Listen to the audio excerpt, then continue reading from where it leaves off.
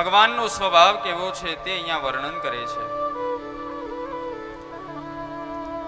ભગવાનનો સ્વભાવ છે જીવના ત્રિવિધ તાપોનો નાશ કરવો, તે ભગવાનનો પરમ સ્વભાવ છે. સચ્ચિદાનંદ રૂપાય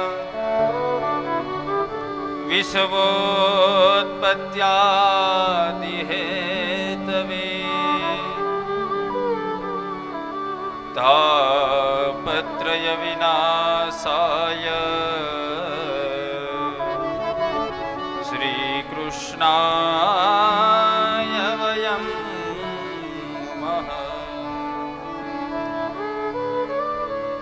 ભગવાનનું સ્વરૂપ છે સચ્ચિદાનંદ રૂપ. ભગવાનનું કાર્ય છે વિશ્વની ઉત્પત્તિ કરવી, પોષણ કરવું અને લય કરવો. અને ભગવાનનો સ્વભાવ છે જીવના ત્રિવિધ તાપોનો નાશ કરવો. આધિદૈવિક તાપ, આધિભૌતિક તાપ અને આધ્યાત્મિક તાપ જે આપણા છે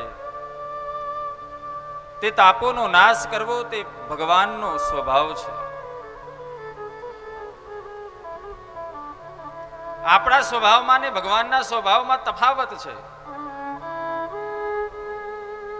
આપણો સ્વભાવ છે કોઈને કષ્ટ આપવું, આપણો સ્વભાવ છે કોઈને દુઃખ પહોંચાડવું, આપણો સ્વભાવ છે પોતાના જાત ઉપર અભિમાન કરવું.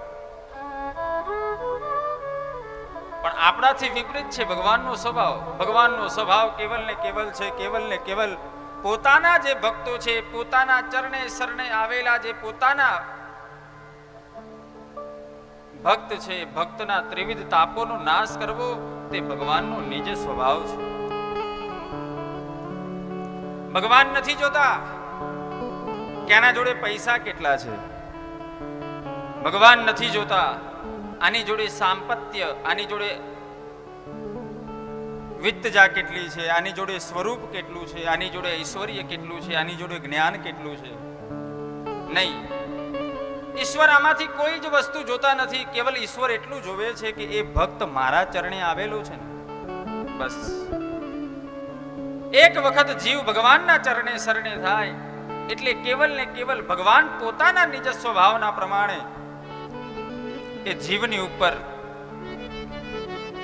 કરુણા કરે છે.